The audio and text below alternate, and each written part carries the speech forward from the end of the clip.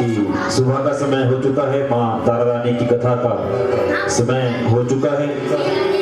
तो मेरा सभी से प्रार्थना है, कृपया करके सभी कथा सुनने के लिए अब अपने स्थान पर बैठ जाएं। और जो लोग सोए हैं, गहरी निद्रा में हैं, चलो उन्हें तो हम बोलते नहीं, जो आधी निद्रा में हैं वो अब अपने स्थान पर बैठ जाएं और माँ तारा रानी की कथा को सुने। कहते हैं कि इस कथा के बिना जागरण को पूरा नहीं माना जाता है, जो संपूर्ण फल है वो यही है। तो मेरा सभी से प्रार्थना है, कृपया करके सभी माँ तारा रानी की कथा को बड़े प्रेम भाव से सुने, तन मन धन लगाकर सुने। माता रानी से प्रार्थना करें कि माता रानी हम सभी के घर में हमेशा अपना आशीर्वाद बना के रखना है। तो सभी को फूल दिए जा रहे हैं, एक कथा के बाद माता रानी जी के चरणों में अर्पित करना है। सभी मन लगा के, ध्यान लगा के माता रानी की कथा को श्रवण करेंगे। बोली सच्चे दरबार की कल्याण, बोली सच्चे दरबार की। तो ये कथा आरंभ करते हैं। माता के जगराते में महारानी तारा देवी की कथा को कहने सुनने की परंपरा प्राचीन काल से ही चली आई है। बिना इस कथा से जागरण को संपूर्ण नहीं माना जाता है। यद्यपि पुराणों या ऐतिहासिक पुस्तकों में इसका कोई उल्लेख नहीं, तथापि माता के प्रत्येक जागरण में इसको सम्मिलित करने का परंपरागत विधान है। बोली सच्चे दरबार की जय हो। महाराज दक्ष की दो पुत्रियां तारा देवी एवं रुक्मन भगवती दुर्गा जी की भक्ति में अटूट विश्वास रखती थी। दोनों बहनें नियम पूर्वक एकादशी का व्रत किया करती थी तथा माता के जागरण में प्रेम के साथ कीर्तन एवं महात्म्य कथा सुना करती थी। बोली सच्चे दरबार की। एकादशी के दिन एक बार भूल से छोटी बहन रुक्मन से मांसाहार कर लिया। जब तारा देवी को मालूम हुआ तो उसे रुक्मन पर बड़ा क्रोध आया और बोली, तू है तो मेरी बहन, परंतु मनुष्य देह पाकर भी तूने नीच योनि के प्राणी जैसा काम किया है। तू तो छिपकली बनने योग्य है। बड़ी बहन के निकले हुए शब्दों को रुक्मन ने शिरोधार्य कर लिया और साथ ही प्रायश्चित का उपाय पूछा। तो तारा देवी ने कहा, त्याग और परोपकार से सब पाप छूट जाते हैं। दूसरे जन्म में तारा देवी इंद्रलोक की अप्सरा बनी और छोटी बहन रुक्मन छिपकली की योनि में प्रायश्चित का अवसर ढूंढने लगी। द्वापर युग में जब पांचों पांडवों ने अश्वमेध यज्ञ किया, तब उन्होंने अपने दूत भेजकर दुर्वासा ऋषि सहित 33 कोटि देवताओं को निमंत्रण दिया। जब दूत दुर्वासा ऋषि के स्थान पर निमंत्रण लेकर गया तो दुर्वासा ऋषि बोले, यदि 33 कोटि देवता उसमें भाग लेंगे तो उसमें सम्मिलित नहीं हो सकता। दूत 33 कोटि देवताओं को निमंत्रण देकर वापस पहुंचा और दुर्वासा ऋषि का वृतांत पांडवों को कह सुनाया कि वे सब देवताओं के बुलाने पर नहीं आएंगे। यज्ञ आरंभ हुआ। 33 कोटि देवता यज्ञ में भाग लेने के लिए आए तो उन्होंने दुर्वासा ऋषि को ना देखकर पांडवों से पूछा कि आपने दुर्वासा ऋषि को क्यों नहीं बुलवाया। इस पर पांडवों ने नम्रता सहित उत्तर दिया कि निमंत्रण भेजा था, परंतु वे अहंकार के कारण नहीं आए। यज्ञ में पूजन हवन आदि निर्विघ्न समाप्त हुए। भोजन के लिए भंडारे की तैयारी होने लगी। बोली सच्चे दरबार की। हाँ, जयकारा थोड़ा जोर से हो जाए, सुबह का समय है। बोली सच्चे दरबार की। दुर्वासा ऋषि ने जब देखा कि पांडवों ने उनकी उपेक्षा कर दी है तो उन्होंने अत्यंत क्रोध करके पक्षी का रूप धारण किया और अपनी चोंच में सर्प लेकर भंडारे में फेंक दिया। जिसका किसी को पता न चला, वह सर्प खीर की कढ़ाई में गिरकर छिप गया। एक छिपकली जो पिछले जन्म में तारा देवी की छोटी बहन थी तथा बहन के शब्दों को शिरोधार्य करके इस जन्म में छिपकली बनी। सर्प का भंडारे के कढ़ा में गिरना देख रही थी। उसे त्याग व परोपकार की शिक्षा अब तक याद थी। वह भंडार घर की दीवार पर चिपकी हुई समय की प्रतीक्षा करती रही। अनेकों लोगों के प्राणों के लिए उसने अपने प्राणों को न्यौछावर करने का मन ही मन निश्चय कर लिया। बोली सच्चे दरबार की। जब भंडारे में खीर दी जाने वाली थी तो सबकी आंखों के सामने वह छिपकली दीवार से कूदकर कढ़ाई में जा गिरी। नादान लोग छिपकली को बुरा भला कहते हुए खीर के कढ़ा को खाली करने लगे। उसी समय उन्होंने उसमें एक मरे हुए सर्प को देखा। अब सबको ही मालूम हुआ कि छिपकली ने अपने प्राणों को देकर हम सबके प्राणों की रक्षा की। इस प्रकार उपस्थित सभी सज्जनों और देवताओं ने उस छिपकली के लिए प्रार्थना की कि उसे सब योनियों में उत्तम मनुष्य का जन्म प्राप्त हो तथा वह अंत में मोक्ष को प्राप्त करे। तीसरे जन्म में वह छिपकली राजा स्पर्श के घर कन्या बनी। दूसरी बहन तारा देवी ने फिर मनुष्य जन्म लेकर तारावती नाम से अयोध्या के प्रतापी राजा हरिश्चंद्र के साथ विवाह किया। दूसरी बहन रुक्मन जो पिछले जन्म में छिपकली थी, राजा स्पर्श के घर में जन्म लिया। राजा स्पर्श ने ज्योतिषियों से कन्या की कुंडली बनवाई। ज्योतिषियों ने राजा को बताया कि कन्या राजा के लिए हानिकारक सिद्ध होगी, शकुन ठीक नहीं, अतः आप इसे मरवा दीजिए। राजा बोले, लड़की को मारने का पाप बहुत बड़ा होता है, मैं उस पाप का भागी नहीं बन सकता। तब ज्योतिषियों ने विचार करके राय दी कि हे राजन, आप एक लकड़ी के संदूक में सोना चांदी जड़वा दो, फिर उस संदूक के भीतर उस लड़की को बंद करके नदी में प्रवाहित कर दीजिए। सोने चांदी से जड़ा हुआ संदूक अवश्य ही कोई लालच से निकाल लेगा और आपकी कन्या को भी पाल लेगा और आपको किसी प्रकार का पाप भी नहीं लगेगा। बोली सच्चे दरबार की।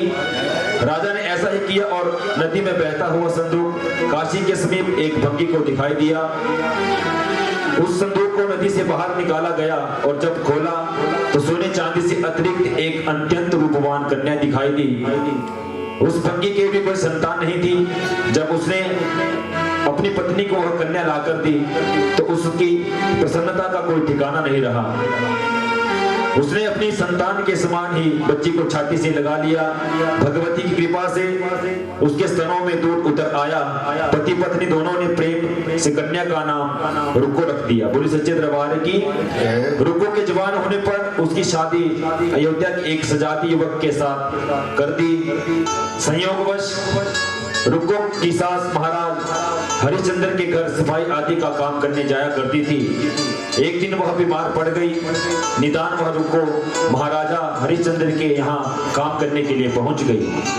महाराजा की पत्नी तारावती ने जब रुको को देखा तो वह अपने पूर्व जन्म के पुण्य से उसे पहचान गई। तब तारावती ने रुको से कहा, हे बहन, तुम मेरे निकट आकर बैठो। महारानी की बात सुनकर रुको बोली, महारानी जी, मैं तो नीच जाति की फकीर हूँ, भला मैं आपके पास कैसे बैठ सकती हूँ।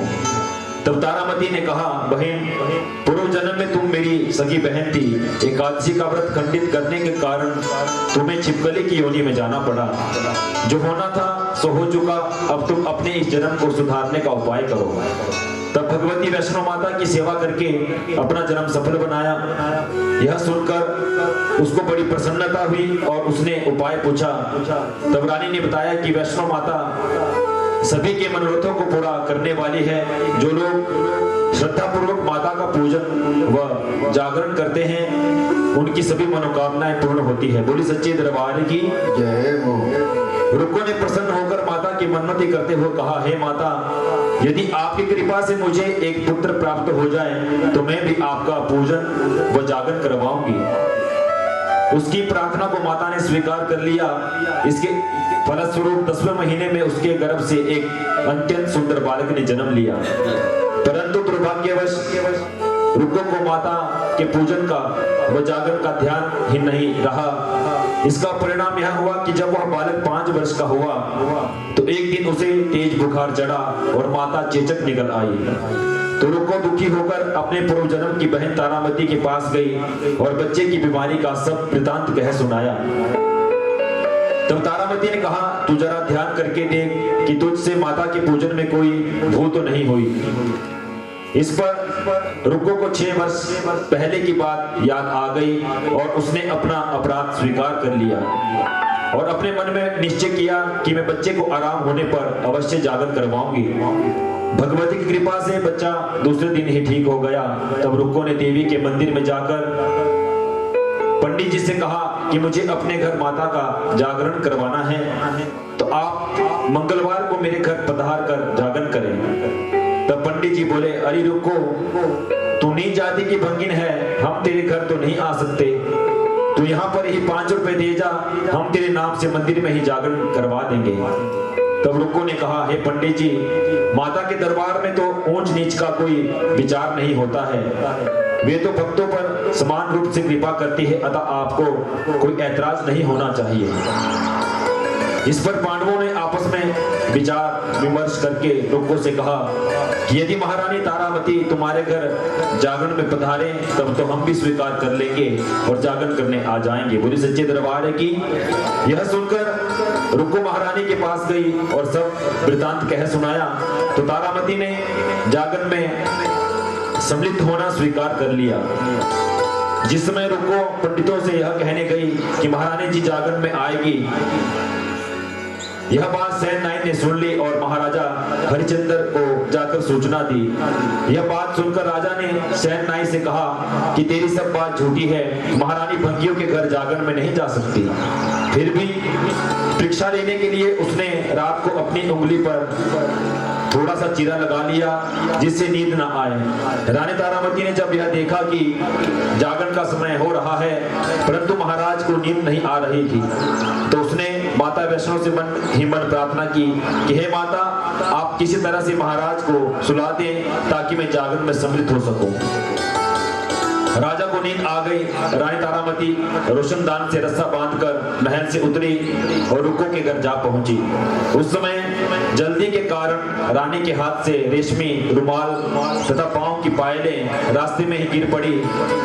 उधर थोड़ी देर बाद राजा हरिश्चंद्र की नींद खुल गई।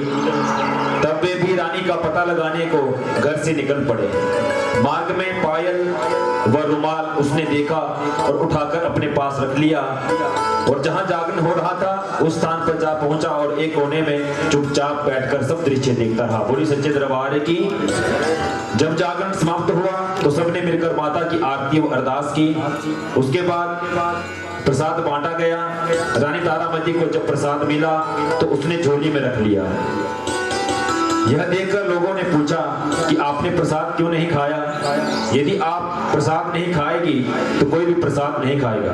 रानी बोली, तुमने जो प्रसाद मुझे दिया है वह मैंने महाराज के लिए रख लिया है, अब मुझे मेरा प्रसाद दे दो। दूसरी बात, प्रसाद लेकर तारामती ने खा लिया। उसके बाद सब भक्तों ने माता का प्रसाद खाया। बोले सच्चे दरबार की। इस प्रकार जागरण समाप्त करके प्रसाद खाने के पश्चात रानी तारामती महल की ओर चली तो राजा ने आगे बढ़कर रानी का रास्ता रोक लिया और कहा, तूने नीच के घर का प्रसाद खाकर अपना धर्म भ्रष्ट कर लिया, अब मैं तुझे अपने घर पे कैसे रखूं? तूने तो मेरे कुल की मर्यादा वो मेरी प्रतिष्ठा का भी कोई ध्यान नहीं रखा। जो प्रसाद तू झोली में रखकर मेरे लिए लाई है उसे खिलाकर मुझे भी अपवित्र करना चाहती है।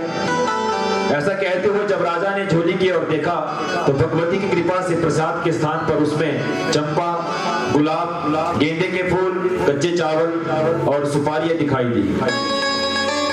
यह चमत्कार देखकर राजा आश्चर्य में पड़ गया।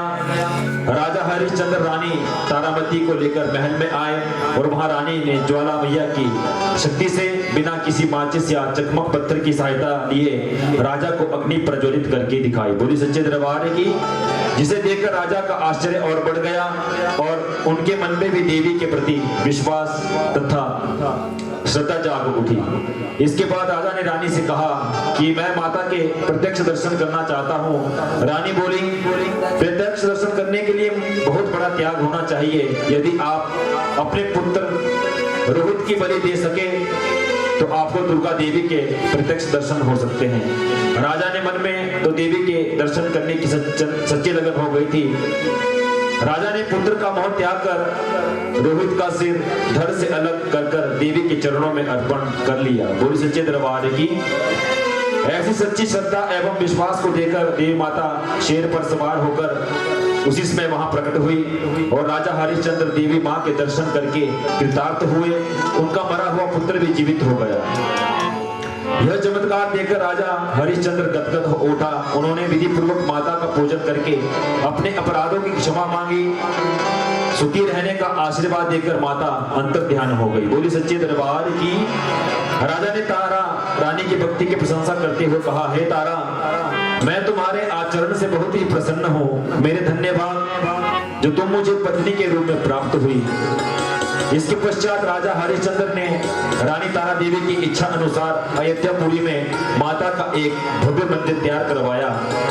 आयु पर्यंत सुख भोगने के पश्चात राजा हरिश्चंद्र, रानी तारा देवी एवं रुक्मण भंगी तीनों ही मनुष्य योनि से छूटकर देवलोक को प्राप्त हुए। माता के जागरण में तारा देवी की इस कथा को जो मनुष्य भक्ति पूर्वक पढ़ता या सुनता है उसकी सभी मनोकामनाएं पूर्ण हो जाती है, सुख एवं समृद्धि बढ़ती है, शत्रु का नाश एवं सर्व मंगल होता है। तो भक्तों, ये थी माता रानी की कथा। इस कथा के बिना जागरण को पूरा नहीं माना जाता है। तो बोलो सच्चे दरबार की जय। एक बार सभी ने दोनों हाथ ऊपर उठा करके जयकारा लगाना है। जयकारा मां शेरा वाले दा, बोल सच्चे दरबार की जय, सच्चे दरबार की जय हो।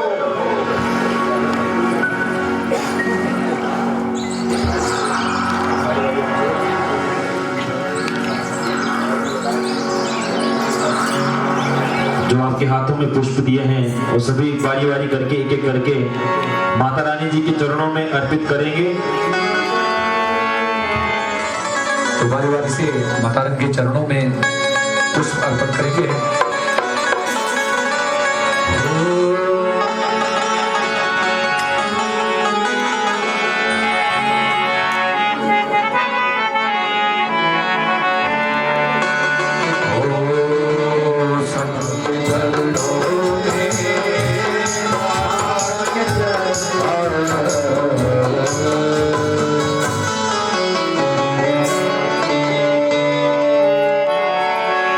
फूल बरसे, फूल बरसे, फूल बरसे, फूल बरसे, ओ फूल बरसे दरबार रानी के, फूल बरसे, फूल बरसे, फूल बरसे दरबार मैया की जय, फूल बरसे, फूल बरसे दरबार मैया की जय, फूल बरसे,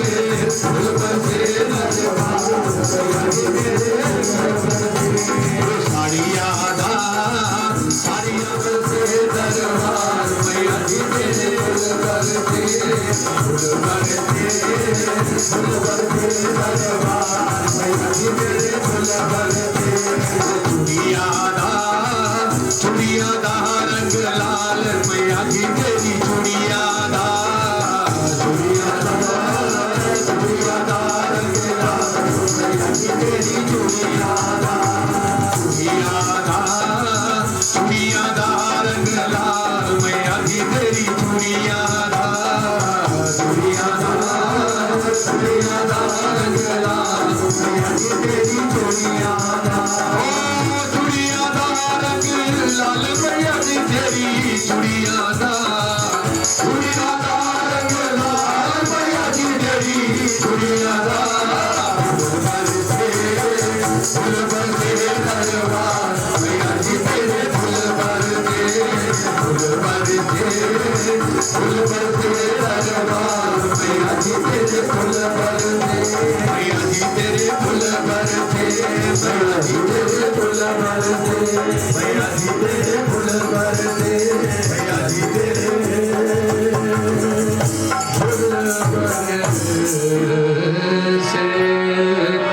जयकारा शेरावाली दा बोल सच्चे दरबार की जय। भाई मेरी सच्चियां जोता वाली माता तेरी सदा ही जय। जागो मेरा वाली सवेरा हो गया है, सवेरा हो गया है। जागो जागो शेरों वाली, जागो मेरा वाली सवेरा हो गया है, सवेरा हो गया है। रही सूरज की डाली, जागो मेरा वाली सवेरा हो गया है, सवेरा हो गया है।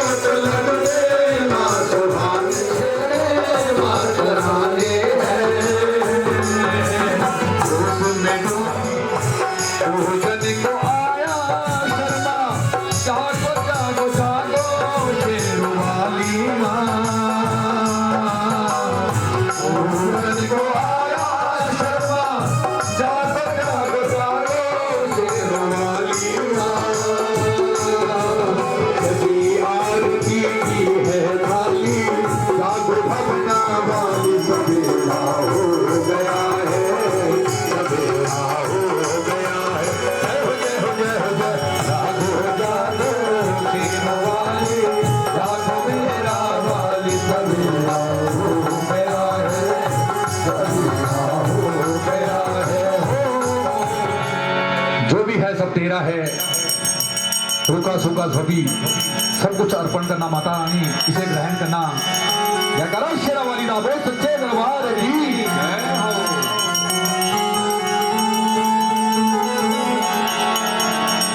हो।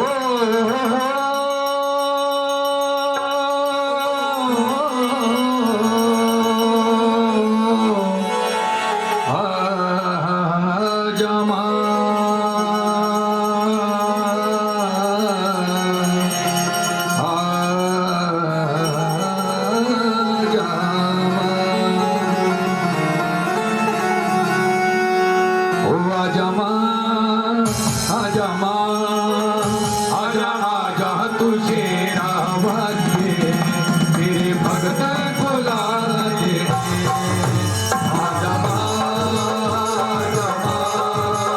आजा आजा तुझे रावते तेरे भगत बुलाते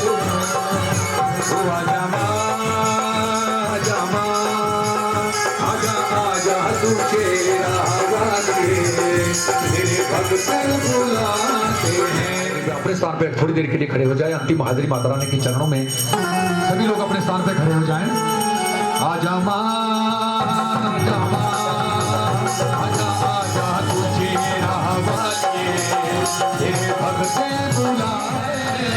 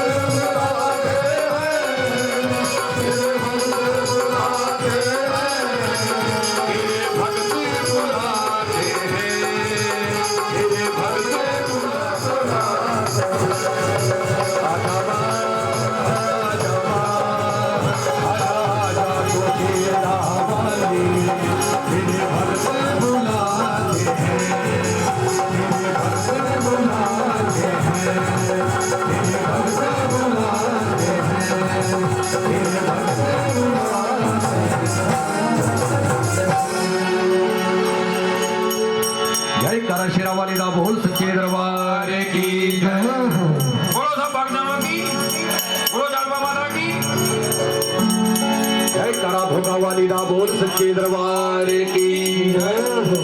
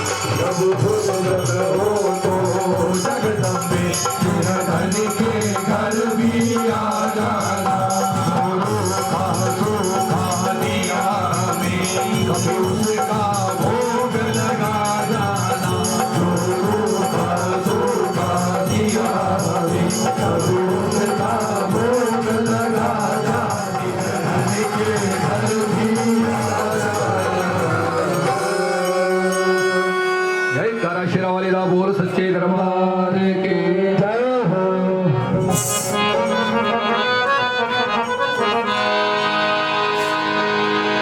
तो आइए माता रानी के चरणों में ये अरदास करते हैं कि हे मां, जो भी हमसे सारी रात भूल हुई है उसे क्षमा करना माता रानी, अपने बालक जान के हमें आशीर्वाद देना मां। जय करा शेरा वाली दा बोल सच्चे दरबार की जय। ओ पुल्या माफ करी महापुल्या माफ करी महापुल्या माफ करी महापुल्या माफ करी महापुल्या माफ करी महापुल्या माफ करी महापुल्या माफ करी महापुल्या माफ करी।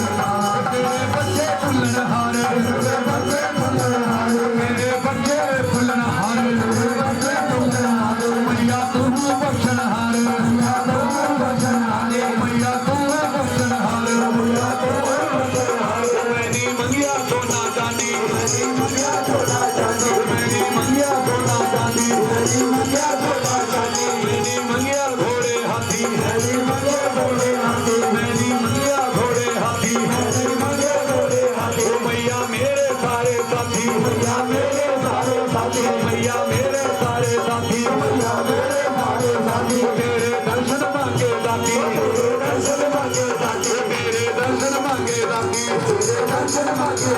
तेरे दर्शन मांगे दाती, तेरे दर्शन मांगे दाती, तेरे दर्शन मांगे दाती, तेरे दर्शन मांगे दाती, तेरे दर्शन मांगे दाती, तेरे दर्शन मांगे दाती, तेरे दर्शन मांगे दाती, तेरे दर्शन मांगे दाती, तेरे दर्शन मांगे दाती, तेरे दर्शन मांगे दाती, तेरे दर्शन मांगे दाती। मैया बोल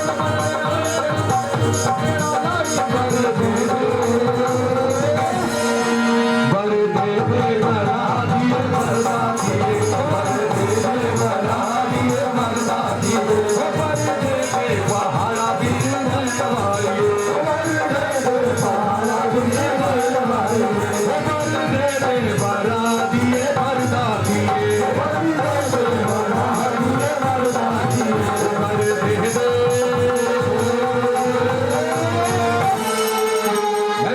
वाली बोल सच्चे दरबार की जय हो। दुख माफ करने वाली माता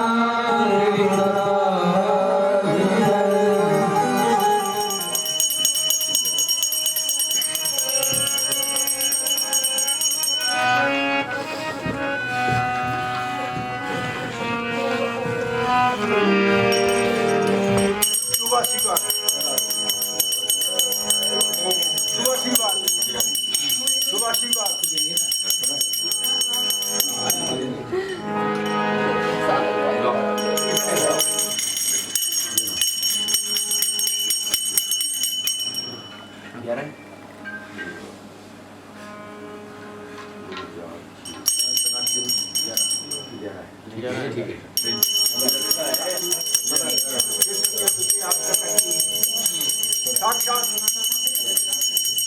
देशे प्रदेशे साक्षर नहीं आऊं याद कर लिया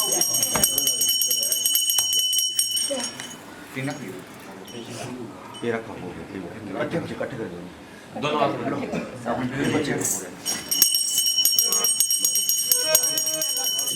और ये भी याद करके आज ये मत देना और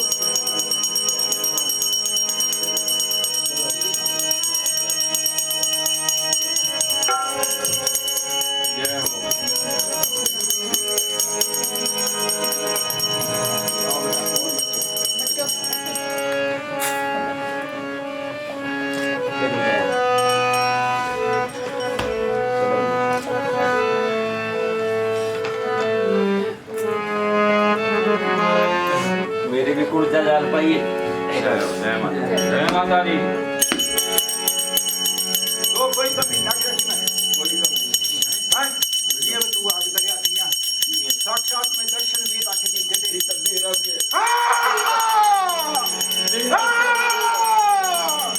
सच्चा मन के याद करो तो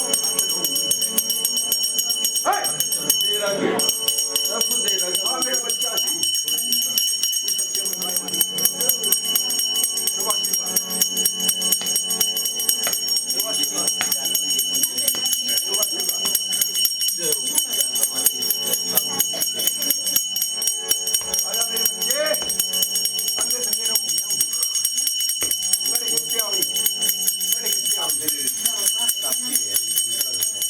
उनके आती है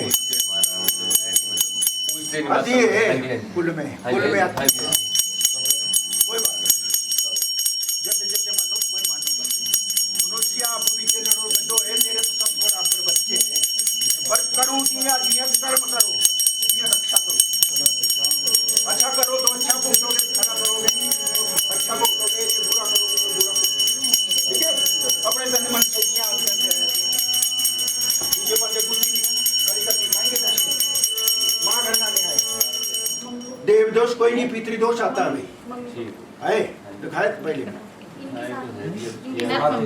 ये अभी था एक और जाटू रह गया नहीं ये सबको जो परिवार है जो उसका कुल वाला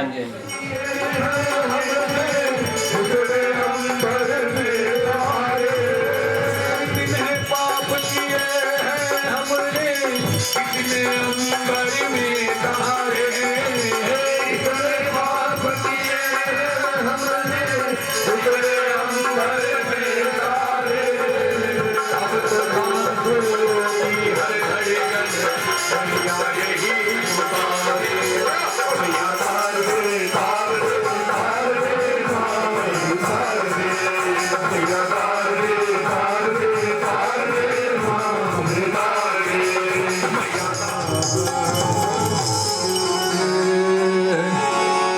जयकारा शेरा वाली दा बोल सच्चे दरबार की जय मायनी सच्चियां जोता वाली माता तेरी सदा की जय कृपया सभी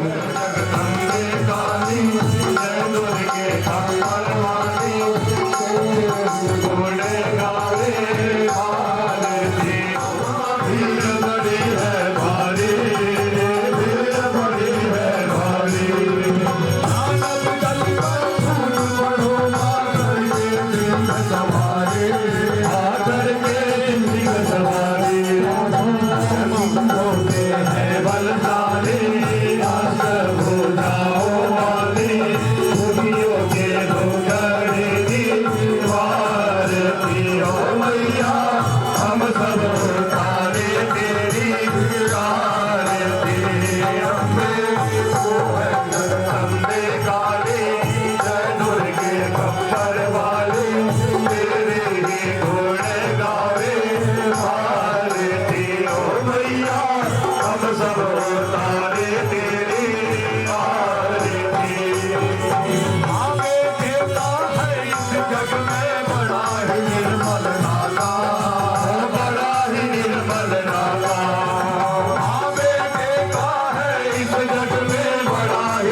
निर्मल नाता, बड़ा ही निर्मल नाता।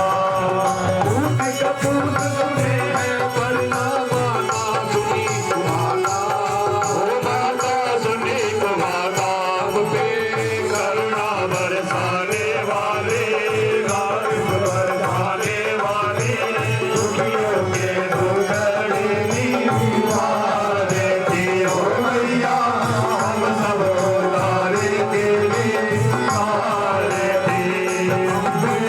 तो है जगदम्बे काले, जय दुर्गे खप्पर वाले, तेरे ही गुण गावे मारे थे। ओ मैया हम सब तारे तेरे तारे थे। नहीं मांगते धन और दौलत, ना चांदी ना सोना, ना चांदी ना सोना। नहीं मांगते धन और दौलत, ना चांदी ना सोना, ना चांदी ना सोना। हम तो मांगे ना फिर मन में एक छोटा सा कोना, एक छोटा सा कोना। सबकी बिगड़ी बनाने वाली, चादर बरसाने वाली, दुखियों के दुखड़े निवारे थे। ओ मैया हम सब तारे तेरे तारे थे। तू है जगदम्बे काली, जय दुर्गे खप्पर वाली, तेरे ही गुण गावे मारे थे। ओ मैया हम सब तारे तेरे तारे थे। ओ मैया हम सब तारे तेरे तारे थे। ओ दुर्गे हम सब तारे तेरे तारे थे। ओ मैया हम सब तारे तेरे तारे थे। जय काला सिरा वाली मां बोल सच्चे दरबार की जय हो।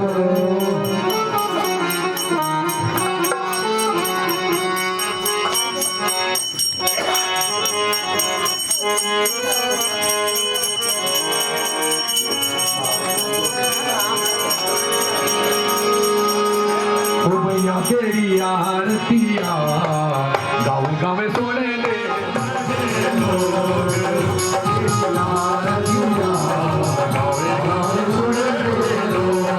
मैया तेरी आरतिया गाँव गाँव सुने ले लोग, गाँव गाँव सुने ले, मोरे मोरे सुन ले, गाँव गाँव सुने ले, मोरे मोरे सुन ले, गाँव सुन ले, मोरे मोरे सुन ले, गाँव गाँव सुन ले, मोरे मोरे सुन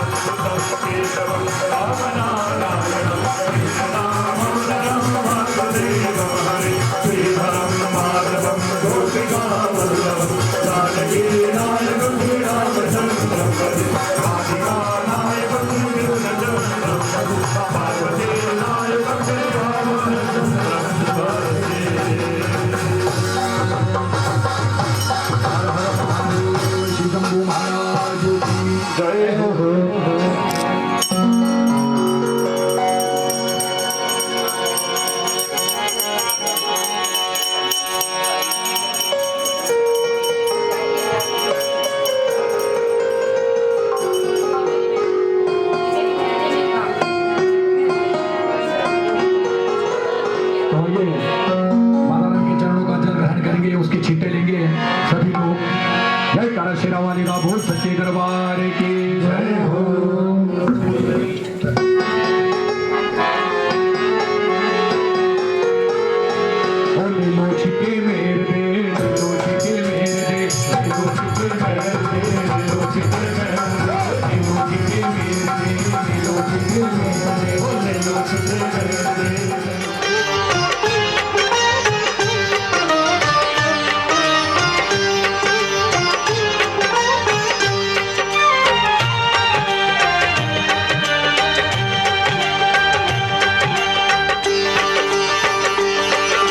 माता तेरी जोत मैं जगाऊं दिन रात, माता तेरी जोत मैं जगाऊं दिन रात। लाल चुनरी चढ़ाऊं मेवा भोग लगाऊं, मेरी कर दे तू पूरी आस।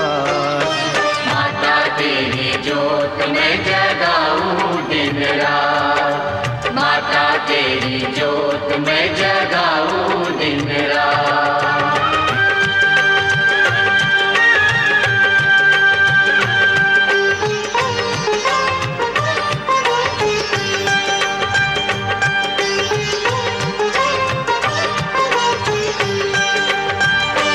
तेरे दर पे जो भी आ जावे, मुँह मांगी मुरादें वो पावे। तेरे दर पे जो भी आ जावे, मुँह मांगी मुरादें वो पावे। ओ जोत तेरी के करता जो दर्शन, उसके मन का अंधेरा मिट जावे। जहाँ करते तू सवेरा, वहाँ फिर ना होए अंधेरा, वहाँ रहती सदा ही प्रभात। माता तेरी जोत मैं जगाऊं दिन रात, माता तेरी जोत मैं जगाऊं दिन रात।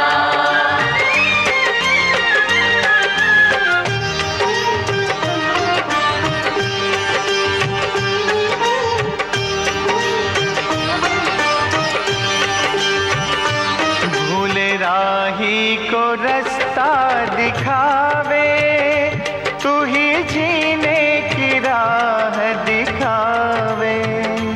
भूले राही को रास्ता दिखावे, तुम्हें जीने की राह दिखावे। ओ, तेरे नाम की जपता जो माला, मैया किस्मत तू उसकी जगावे। माँ तू बिगड़े काम सवारे, तू ही भव सागर से तारे, अपने भक्तों का देकर साथ। माता तेरी जोत मैं जगाऊं दिन रात, माता तेरी जोत मैं जगाऊं दिन रात।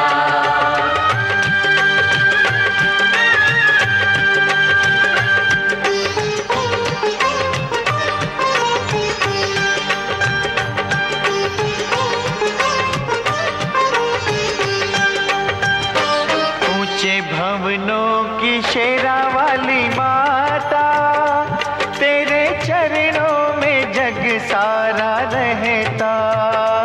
ऊंचे भवनों की शेरा वाली माता, तेरे चरणों में जग सारा रहता। नंगे पाँव तेरे दर्शन को आऊं, तेरा मैया रखूं जगराता। तेरा मंदिर है रंगीला, 100 सुखों की।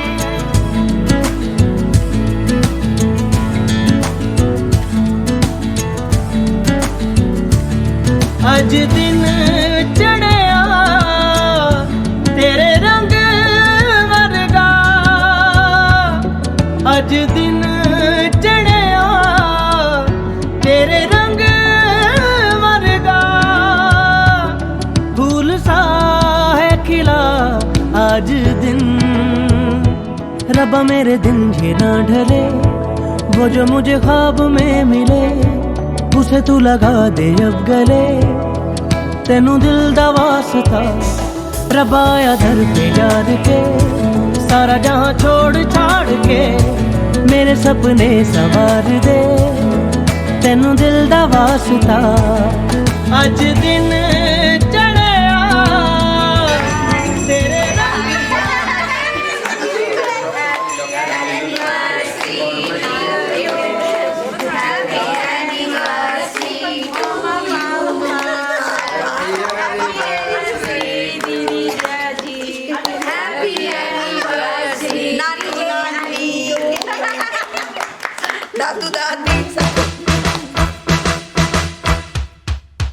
Congratulations and celebrations when I tell everyone that you're in love with me. Congratulations and jubilations. I want the world to know I'm happy as can be. Who would believe that I could be happy and contented? I used to think that happiness hadn't been invented, but that was in the bad old days before I met you. When I let you walk into my heart. Congratulations and celebrations when I tell everyone that you're in love with me. Congratulations and jubilations. I want the world to know I'm happy as can be. I was afraid that maybe you thought you were above me, that I was only fooling myself to think you'd love me. But then tonight you said you couldn't live without me. The roundabout me, you wanted to stay.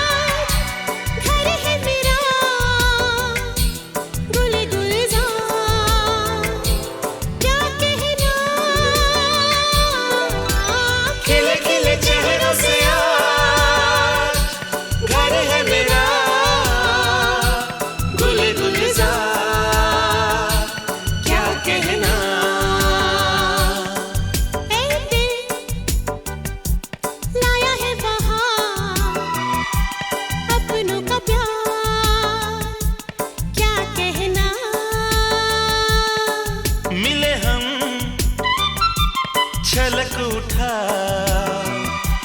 खुशी का खुमा